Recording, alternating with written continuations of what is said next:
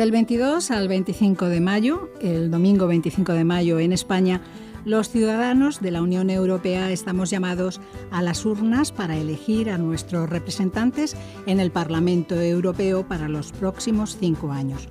Un Parlamento que representa a 500 millones de europeos, que legislará sobre las políticas europeas junto con el Consejo de la Unión Europea y que adquiere nuevas competencias con los cambios introducidos con el Tratado de Lisboa.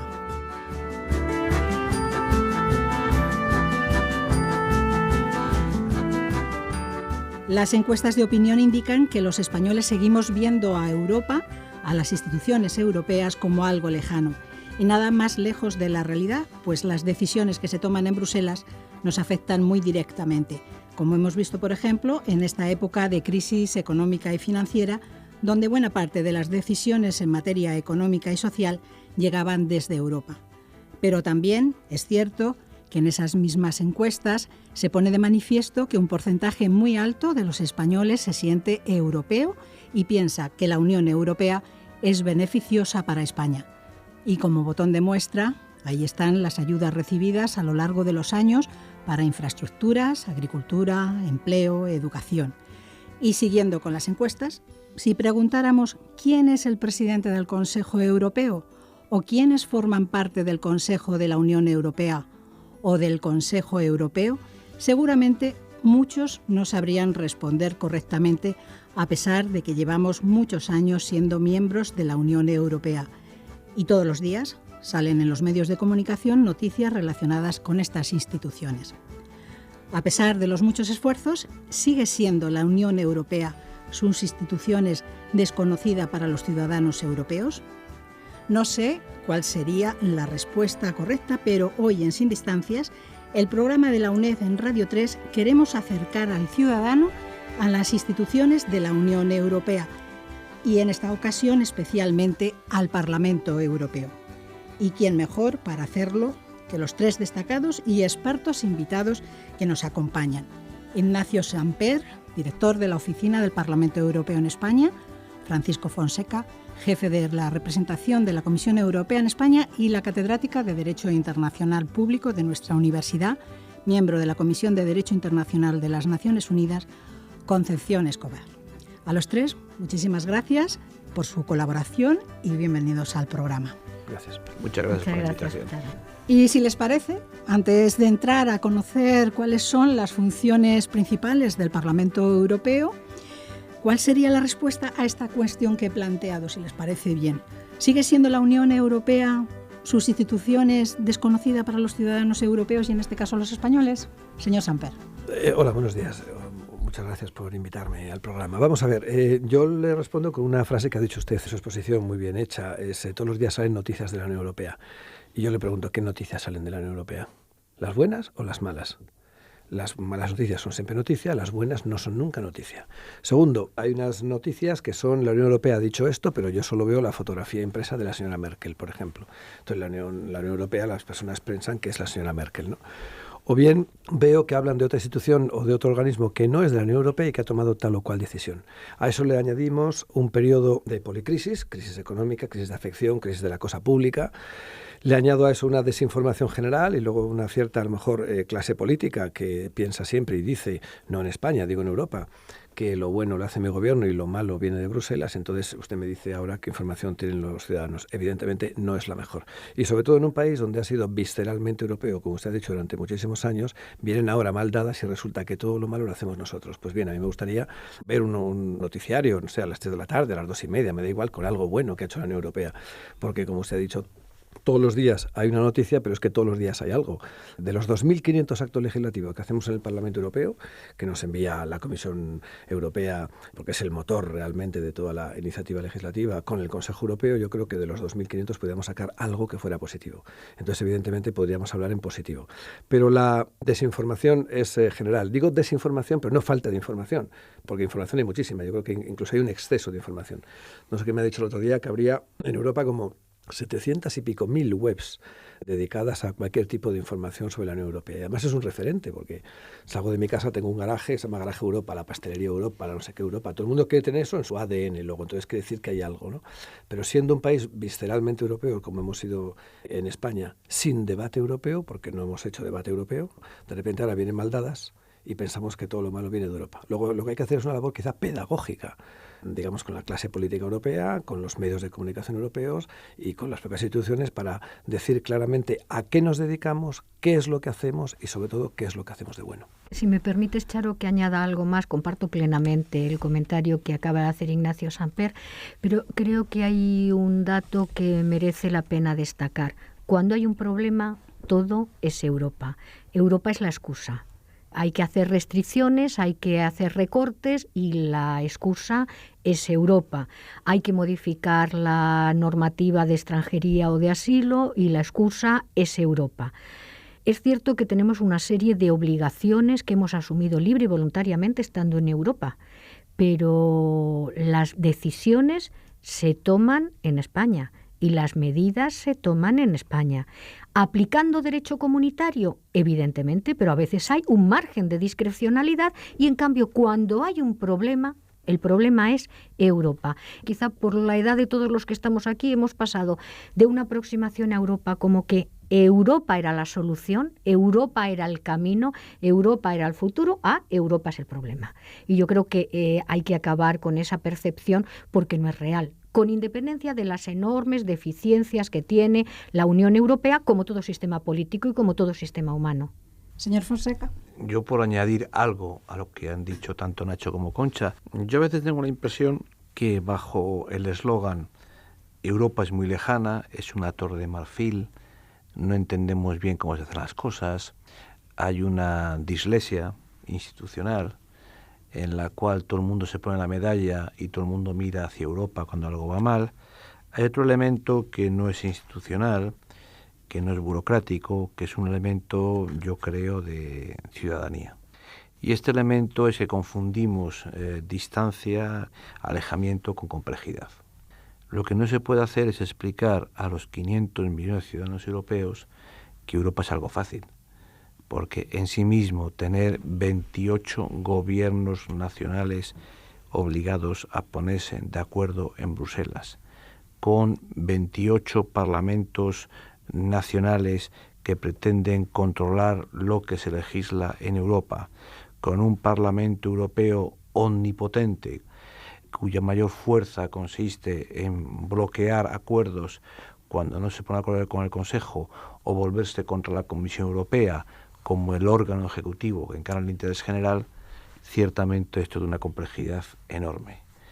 Pero esta complejidad es el precio que hay que pagar por tener un modelo de integración en el cual 50 o 60 años después nuestros abuelos no reconocerían lo que hemos hecho conjuntamente.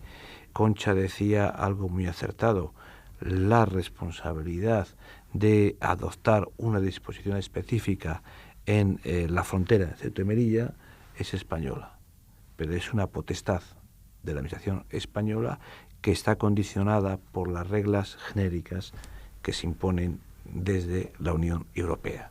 Y son reglas genéricas que se imponen aunando la sensibilidad del que ve la verja con el que está en la Laponia más profunda. Lo milagroso es que nos pongamos de acuerdo. Y yo, y sobre todo estamos en la UNED, yo lo que es un llamamiento: por favor, no nos escudemos en la lejanía para disculparnos de nuestra pereza intelectual.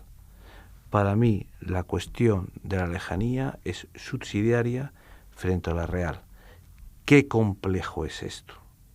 Yo lo que pido a los alumnos de la UNED es que no se paren ante la complejidad, que intenten estudiarlo, porque además estudiar, como bien explica Concha y sus colegas en la facultad permanentemente, la complejidad de este invento es una delicia para entender la realidad de la vida política, económica, social y jurídica.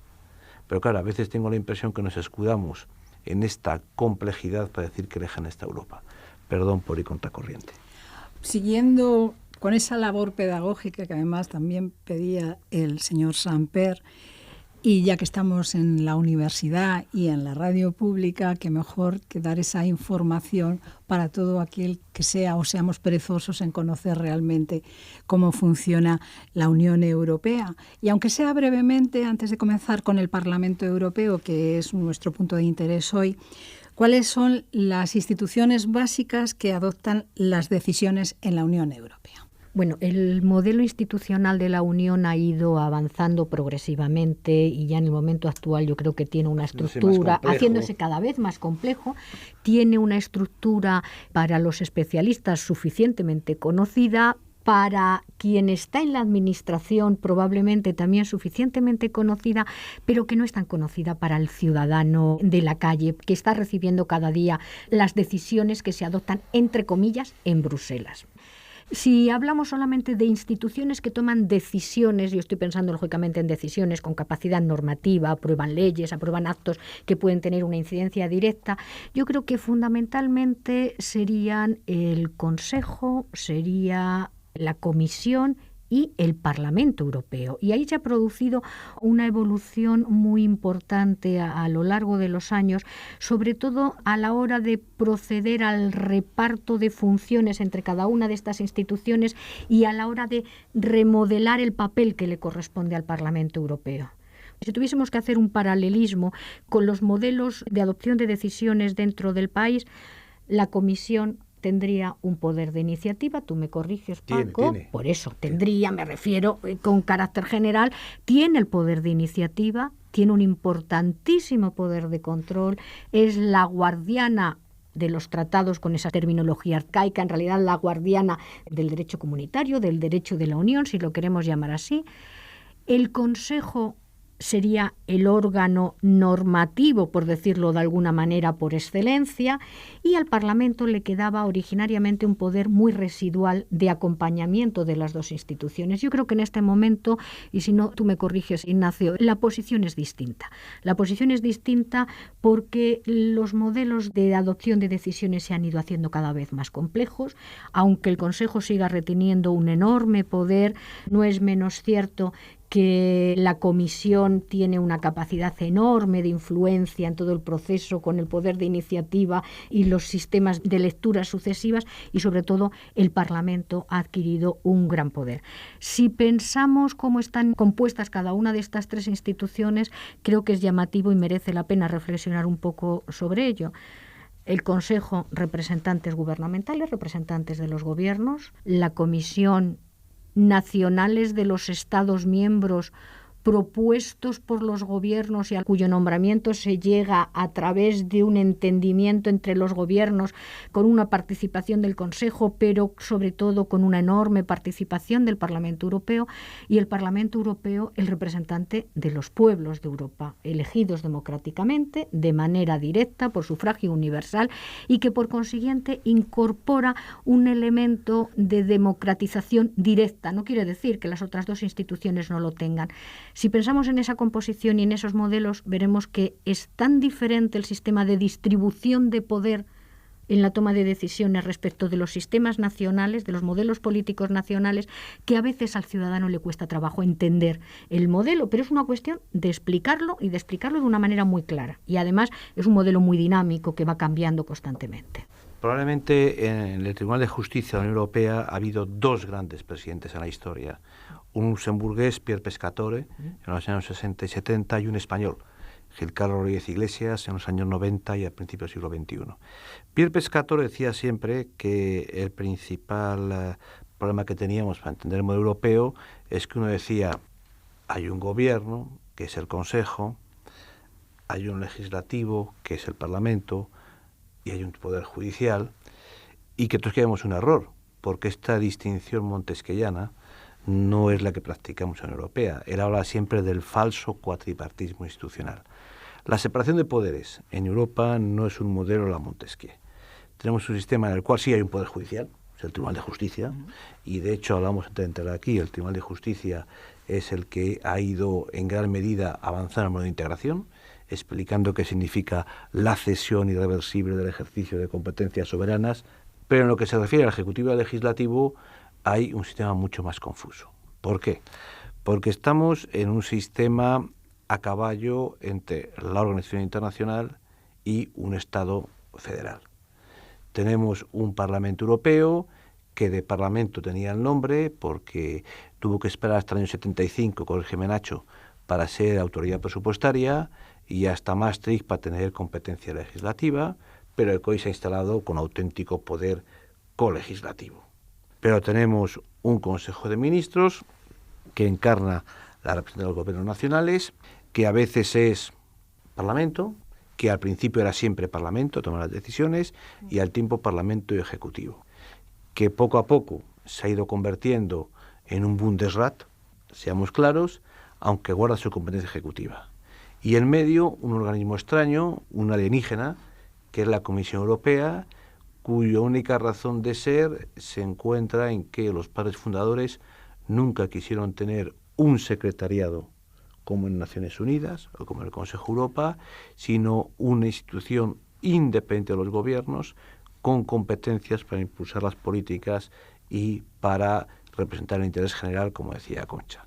Esto hace que a veces la Comisión Europea sea un gobierno y que a veces, si estuviéramos en España, seamos una simple comisión de subsecretarios. Pero esta es la realidad, y es una realidad en países que obedecen a un esquema como forma de Estado republicano, monárquico, un sistema de democracia parlamentaria, un sistema de democracia presidencialista como en Francia, países unicamerales y centralizados, países bicamerales y federalizantes o federales.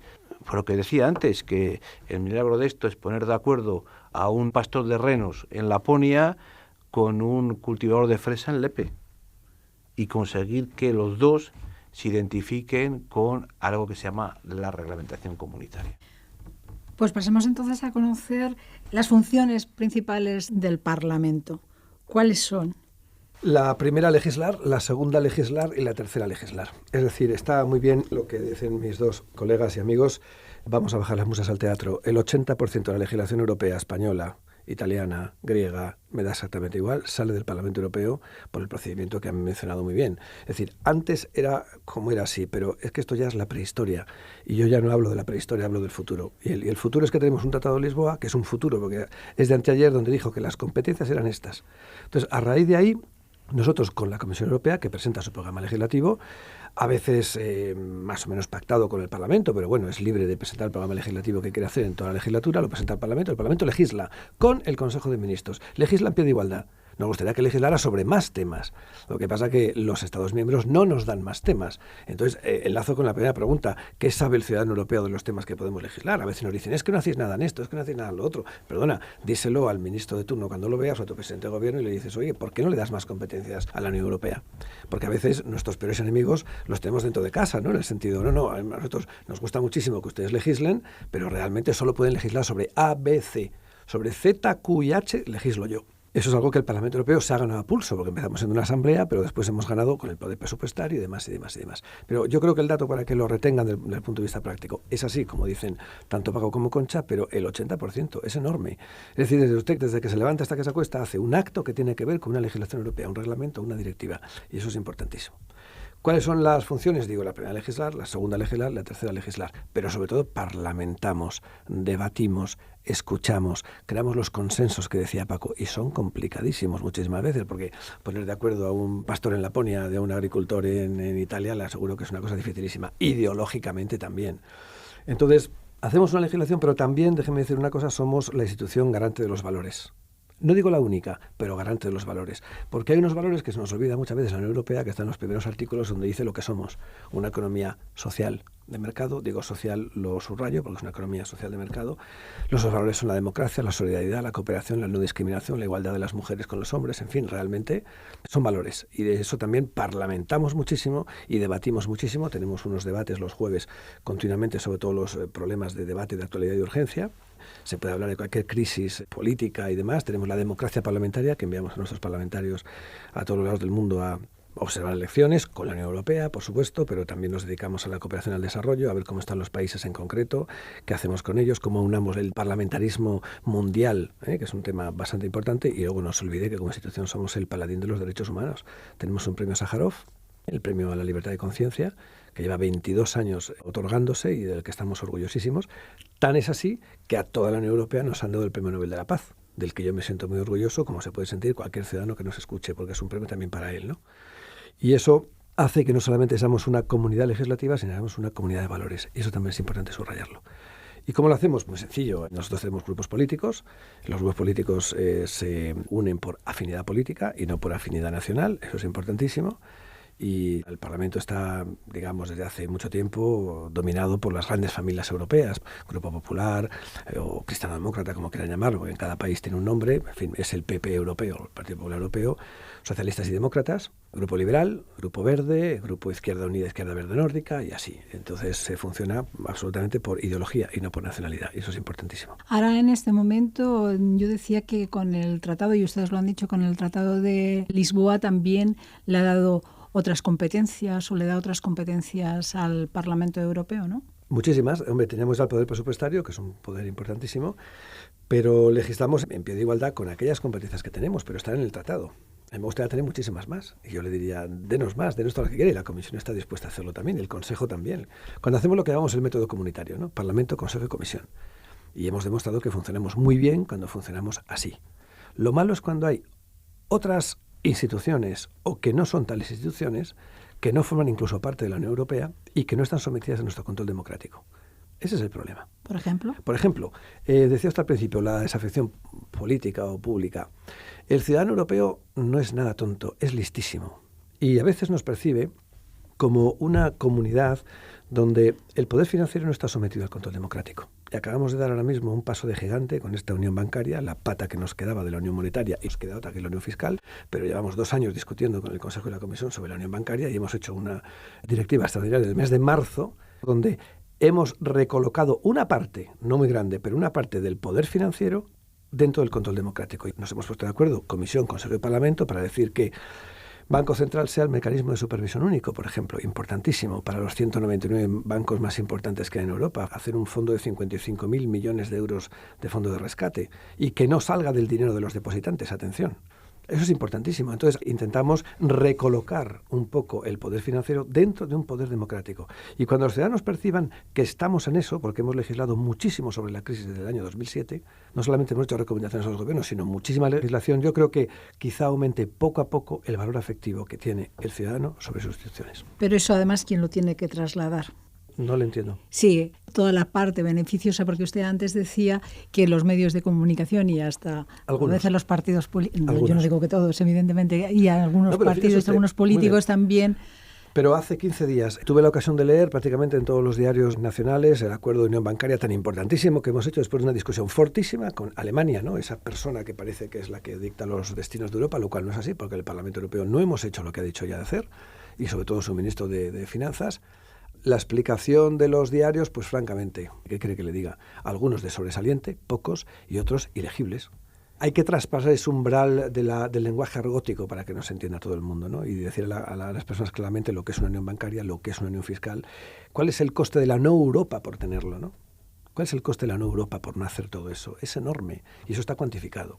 Y eso es lo que hay que explicar clarísimamente. Sin querer remachar lo que decía Nacho, pero, hombre, a la Comisión y al Parlamento nos habría gustado muchísimo tener una unión bancaria en la cual el mecanismo único de resolución bancaria, es decir, el FROB, a escala europea, estuviera disponible pasado mañana. Pasado mañana significa que los ministerios de Hacienda, los tesoros nacionales, tienen que olvidarse de su FROB nacional y poner un FROB común a la altura de 750.000 millones de euros, financiados por los contribuyentes nacionales. Entonces, uno lee la prensa y dice, la Unión Europea siempre llega tarde, mal y nunca, porque la unión bancaria, el mecanismo de resolución de conflictos, va a ser operativo solamente en el año 2025. ¿Es mentira? No. ¿Está bien explicado? Tampoco.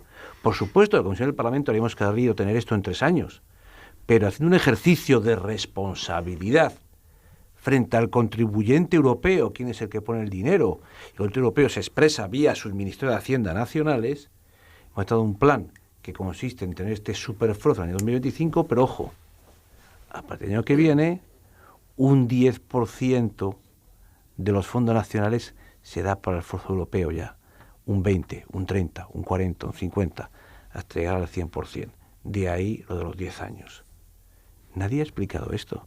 Nadie ha dicho que el mecanismo de resolución de conflictos será operativo ya a partir del año que viene. Lo que ocurre es que efectivamente, si se hunde un banco en Alemania, seguirá siendo cuestión del contribuyente alemán al 90% y europeo solamente al 10%. Y cada año un 10% más. ¿Y por qué no se ha contado esto? Porque es más fácil contar la otra.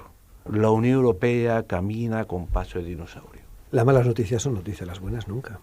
Y además, volvemos otra vez al comentario que yo hacía inicialmente. Todo es la Unión Europea y nos olvidamos de que las decisiones se toman por los gobiernos de los Estados miembros, como es natural. No es una crítica, es la lógica. Y hay distintas sensibilidades y es necesario, lógicamente, llegar a equilibrios que no sean traumáticos en los estados. Si no se explica eso, no se pueden entender la gran mayoría de las decisiones que se adoptan en Europa. Y ese caso es significativo. Nadie ha dicho que ya no va a hacer falta negociar otro acuerdo como el que hubo que negociar para Grecia con lo traumático que supuso la negociación del acuerdo de Grecia, porque no había un mecanismo. Se ha puesto sobre la mesa un mecanismo que va a ir funcionando despacio, poco a poco, de manera progresiva, pero que ya nos va a dar una respuesta de naturaleza permanente a los problemas. Mire, podemos decir que la Unión Europea ha actuado frente a la crisis bien, mal, regular. Yo siempre me quedo en regular. Pero la realidad es muy testaruda. La crisis griega explota en el primer trimestre del año 2010. Llegamos a una solución al filo de la navaja en abril de 2010. Se contamina a España, Portugal e Irlanda entre mayo y verano del 2010. En una situación en la cual lo que la gente no entiende es que el tratado nos prohíbe intervenir, y esto han decidido los 28 gobiernos nacionales en el ejercicio de soberanía nacional, intervenir en lo que llamamos la mutualización de la deuda. El Banco Central Europeo no tiene ninguna capacidad de responder o de avalar la deuda soberana. Primavera del 2010. Mayo de 2011, decisión del Consejo Europeo, añadiendo un artículo nuevo en el tratado, el 136, párrafo 3, de todo el funcionamiento, revisión de todo de Lisboa, que da la base legal para el MEDE, el mecanismo de estabilización. 700.000 millones de euros para avalar la deuda soberana de los países con un programa de rescate europeo. Hemos tardado un año. Tampoco se cuenta que precisamente entre mayo del 2010 y abril de 2011 nos inventamos un mecanismo de avalar préstamos bilateral, en el cual cada Estado lo ponía en común, pero era su soberanía nacional. Esa ficción, que era una ficción, pero que es la única ficción jurídica posible, la hemos salvado 11 meses después. ¿Se puede haber hecho mejor? Sin ninguna duda, pero que efectivamente Europa funciona. Que es muy complicado, que nadie entiende por qué estos mecanismos, y no hay ningún ciudadano bien constituido el que sea capaz de asimilar la diferencia entre la facilidad financiera y el mecanismo de estabilidad. Gracias a Dios, para eso tenemos a Concha que lo explica a sus alumnos. Pero es que esa es la realidad compleja de un mundo jurídico multipolar. No, absolutamente, claro. Estoy de acuerdo.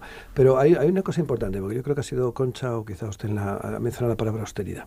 Este tabú que es la palabra austeridad, parece ser que estás a favor o en contra, eres algo, eres... No, el Parlamento Europeo hemos dicho clarísimamente austeridad, por supuesto, pero acompañado de medidas que impulsen el crecimiento económico. La austeridad hay que hacerla, por supuesto que sí. Es que en esta vida no todo es blanco y negro, pero en fin.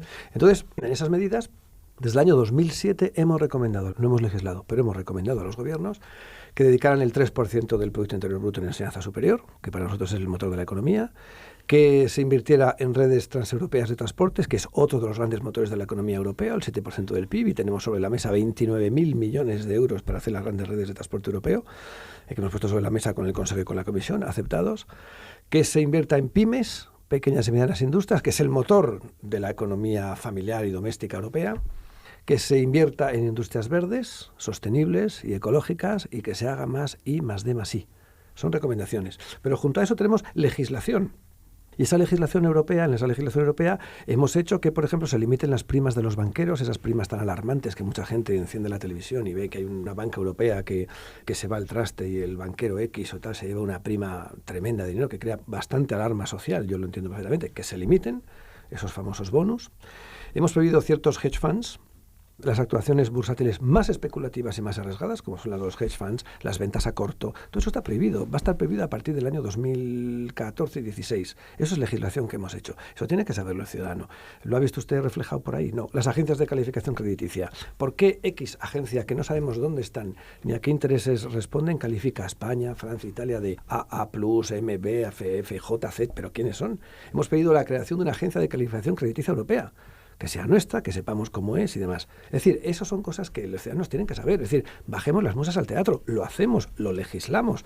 Estamos muchas veces solos en la información. Sin embargo, aquel que tiene interés está muy bien informado en la Unión Europea. Dígaselo a los agricultores, por ejemplo. Está clarísimo. No vamos a hablar solo de la política agrícola común, que parecería que es un reduccionismo. Es decir, el que tiene interés en el fútbol sabe que el portero de la selección española es Casillas, ¿no? Mientras no lo quiten, ¿no? Es decir, que tiene interés en algo está informado. Y aquí está informado perfectamente. No lo digo porque se vea que soy del Madrid. Es que los del Atleti somos muy generosos y tenemos que dejar algo a los demás. Sin duda. Pero bueno, también hay una parte que sabe interés. Volviendo a lo que acaba de decir Ignacio, hay un ejemplo que es muy significativo. La anulación de la validez del céntimo sanitario por el Tribunal de Justicia. Ya ha habido 2 empresas que han obtenido una sentencia en España que les permite recuperar las cantidades pagadas indebidamente. Es decir, en la vida diaria, el que tiene que trabajar con normativa comunitaria la conoce y la aplica. Otra cosa son las grandes estructuras, que es la que muchas veces se nos escapan de las manos. Yo una pregunta ante eso que está diciendo. Si eso era así, ¿por qué, entre comillas, se tarda tanto en decir que es irregular y que se tomen medidas para que se puedan devolver? No creo que se tarde tanto. ¿No? Yo creo que todo tiene un plazo. Vamos a ver. Una directiva tarda en llevarse a efectos de que nos la manda la Comisión. Bueno, la Comisión la estudia durante mucho tiempo, porque la Comisión no se saca de la manga una propuesta legislativa. Hace un libro. Suele hacer primero un libro verde, luego rojo, luego amarillo. Se ve unos colores en la Comisión. Nos reímos mucho, pero es verdad, es una gran realidad. Y además convocan a todos los llamados stakeholders, para los interlocutores sociales, para que bueno, tarda el tiempo que tiene que tardar, porque hay que hacerla seriamente, como dice Paco. Llega al Parlamento, donde se estudia seriamente, cae una comisión parlamentaria, la comisión parlamentaria hace sus enmiendas, la lleva al Pleno, al mismo tiempo le ha ido al Consejo de Ministros. Entonces el Consejo de Ministros tendrá bien que estudiarla, enmendarla y tal. Entonces tienen que ponerse de acuerdo unos con otros. En el mejor de los casos podemos estar en 1 año y medio, porque claro, es lógico, vamos a ver, llega una comisión parlamentaria, algo que tiene que ver radicalmente distinto en España que en Finlandia, en Grecia que en Suecia. Entonces hay que poner de acuerdo 28 países, es una gran dificultad, en el seno del Parlamento y también en el seno del Consejo. De manera que si todo va bien, pueden ser 2 años y luego hay que aplicarla. Es una lentitud relativa, más rápido no se puede hacer, hay que hacer las cosas bien y seriamente. Sí, porque además hay un elemento importante para los alumnos de Concha y sobre todo de ciencias políticas. Bruselas es tan complejo que en realidad somos una casa de cristal. Quiere decir que no hay a nivel nacional tanta transparencia como la que existe entre la Comisión y el Parlamento Europeo. La Comisión Europea, cuando hacemos una propuesta de algo, está precedida de 1 año de consultas con todos los interlocutores sociales, con consultas con los parlamentos nacionales, con consultas con la Administración Nacional, con discusiones entre 28 comisarios, cada uno de un Estado-nación, que naturalmente incorporan la sensibilidad nacional. Y cuando el Parlamento recibe esto, en la Unión Europea tenemos un sistema de lobby que es tan bueno como el americano, aunque no se sepa, en el cual el lobby está regulado. Cualquier parlamentario de la comisión correspondiente tiene acceso a 50 grupos de presión que conoce perfectamente cuáles son los intereses particulares. Y eso se añade al Consejo de Ministros, que es mucho más sensibilidad nacional, con lo cual tenemos este mágico triángulo, una institución que es una mula testaruda, la Comisión, que una vez que llega a la convicción que eso es lo mejor para el interés general, lo defiende. Y si el Parlamento y el Consejo se ponen tontos, perdón por la expresión, retiramos la propuesta, que se lo diga el señor Marín con el Erasmus, por cierto, y un día pues hablar de Erasmus. Si Erasmus es porque la Comisión retiró su propuesta, para evitar que el Consejo la desnaturalizara. Y luego, una vez que está hecho esto, que representa lo que pensamos que es el interés objetivo, hay el interés nacional, que se defiende vía el Consejo, en un procedimiento legislativo bicameral perfecto, como decía Nacho, y el Parlamento Europeo, que responde a la sensibilidad nacional y a la sensibilidad de los actores sociales. Y con otra peculiaridad. Absolutamente en transparencia. Todas las reuniones del Parlamento Europeo son públicas, todas, pero todas, absolutamente todas. Se pueden seguir vía Streamline, se pueden seguir en la web del Parlamento, hay información de todos los lados. Tenemos la posibilidad de que asista el público. Los interlocutores sociales o el público en general asisten a cualquier reunión parlamentaria. Eso es maravilloso. Y ya que menciona Paco, los lobbies, le doy una cosa importante, es decir, cuando hablamos de los poderes del Parlamento, los lobbies se han trasladado al Parlamento, hace ya tiempo, se han trasladado al Parlamento. Ya no antes estaban en la comisión y se quedaban en la comisión, y no venían al Parlamento, venía uno o dos. Ahora están en permanencia, siempre han estado, y siempre hemos sabido quiénes son, dónde van, qué hablan, a qué vienen. Pero además los hablamos públicamente porque los invitamos en comisión parlamentaria, para que nos digan sobre todo en las normas tan técnicas, porque la comisión es un organismo técnico por definición, y tiene muchos técnicos que saben muchísimo, más que nosotros, que somos una cámara política, sobre, por ejemplo, la incidencia del botulismo en los espárragos, pues yo qué sé, habrá que llamar a alguien que sepa el botulismo y de espárragos. Y les llamamos, pero a este y al contrario, para que las dos opiniones nos formen una opinión común, y son importantísimos y están continuamente en el Parlamento Europeo, fíjese. Tenemos que ir concluyendo y ya muy brevemente me gustaría que nos comentaran cuáles son los principales retos de futuro para el Parlamento Europeo principalmente. Bueno, vamos a ver, yo creo que la legislatura anterior ha sido una legislatura de unión bancaria, de meter un poco la mano en el sistema financiero, a través de directivas y de reglamentos, ¿no?, secundados por las dos instituciones como son Comisión y Consejo. Pero hemos hecho grandes cosas, nos falta afianzar esta unión bancaria. Yo creo que tenemos un gran reto de futuro y es hablar de dos cosas: la unión fiscal, recursos propios, que es un melón que hay que abrir alguna vez, y la Europa digital. Como legislación más inmediata, evidentemente dependerá del programa legislativo de la Comisión y de lo que el Parlamento también quiera hacer, ¿no?, porque las orientaciones pueden diferir. Pero desde luego tenemos por delante temas como la protección de datos, data protection, que hay que saber cuando uno enciende el Internet dónde vamos, qué hacemos, y eso es algo que nos afecta a todos y cada uno de nosotros, ¿no? Tenemos que seguir afianzando las cuestiones de medio ambiente. Hay una propuesta de la Comisión que el Parlamento secunda para bajar al 40% las emisiones de como estaban en 1990. Esto es un reto bestial que hemos puesto para el 2030, más o menos, ¿no?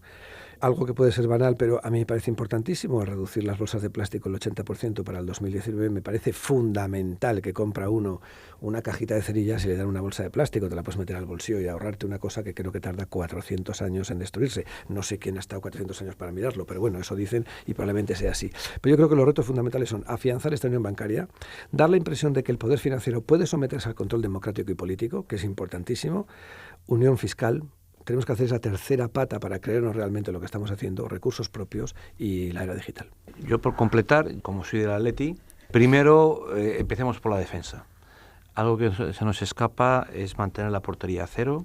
Yo creo que la prioridad política fundamental de la Comisión y el Parlamento, y estoy seguro que del Gobierno de España, es defender el acervo. Defender el acervo es defender las libertades, defender el mercado interior y evitar compartimentalizar lo que ya tenemos ganado. Y luego el ataque. El ataque es recursos propios. Necesitamos una Unión Europea que pueda financieramente responder a los desafíos, y necesitamos algo que para mí es el secreto de la integración política del futuro, que es energía, energía, energía. De la PAC a la PEC. Exactamente. Y esto obligará probablemente a terminar esta legislatura, porque seremos 30 y alguno, con una definición política de quiénes somos y qué queremos hacer como unión política. Y a mí, si me permites, Charo, simplemente para terminar, y ahora hablo como ciudadana. Yo, como ciudadana de la Unión, quiero un Parlamento Europeo fuerte, capaz de proteger y defender los valores establecidos en los tratados. Quiero un Parlamento Europeo potente, fuerte, estable, eficaz, que sea capaz de preservar los valores democráticos y los derechos fundamentales en el marco de la Unión. Y teniendo en cuenta los procesos que se están produciendo en algunos sectores, no digo más, en Europa, creo que ese reto es un reto que no se concreta en algo muy específico, pero que si el Parlamento Europeo no es capaz de hacer frente a ese reto, perderá su dimensión esencial de legitimidad democrática. Completísimamente de acuerdo con Concha, y además por esa aclaración. Vamos a seguir siendo garante de los valores. La democracia es algo que tenemos que luchar por ella todos los días en nuestra propia Unión Europea. Y hay que creérselo, porque efectivamente hay algunos descarrilamientos en algunos países dentro de la Unión Europea que nos preocupan muchísimo. Salgo al paso de que se piense que estas elecciones europeas del 25 de mayo pues vaya a haber una afluencia masiva de partidos de exclusión, ¿no? Xenófobos, neofascistas, que son fascistas, ¿no? Si van con una esvástica y levantan el brazo, pues serán fascistas, pero bueno, y radicales de izquierda y tal. No, va a haber un aumento, pero salgo al paso porque primero no va a haber esa avalancha y segundo, para hacer un grupo político hace falta 25 diputados y 7 países. De manera que es importante, cuando no tienes grupo político, se pasa un poco mal en el Parlamento. Puedes hacer mucho ruido, puedes sacar una pancarta en el hemiciclo y demás, pero lo importante es que la legislación, directivas y reglamentos quede en manos, y va a seguir siendo así, de los partidos tradicionalmente a los que estamos acostumbrados. Nos han quedado muchas cosas en el tintero y es un tema realmente interesante y apasionante, y espero que este programa ayude al ciudadano a conocer y sobre todo a apreciar el trabajo que se realiza en la Unión Europea en beneficio de todos los ciudadanos de los 28 Estados miembros de la Unión. Muchísimas gracias a los tres, a Ignacio Samper, a Francisco Fonseca y a la profesora Concha Escobar por estos minutos que nos han dedicado. Sí, yo, como no me han dejado concluir, simplemente para decir un segundo, yo siempre meto una morcilla musical o de cine. Yo creo que en Europa somos un poco aquellos cinéfilos como yo, si se acuerdan ustedes de Paisa, el maravilloso film de Roberto Rossellini, esa escena maravillosa en que cuando las tropas inglesas llegan a Florencia, las tropas alemanas han atrincherado para entrar en Florencia hay que destruirla. Y toda la discusión entre los ingenieros y artilleros ingleses es como calcular la curva de tiro para no dañar el domo de Florencia. Yo me siento un artillero inglés. Muchas gracias. Gracias a los tres. Gracias.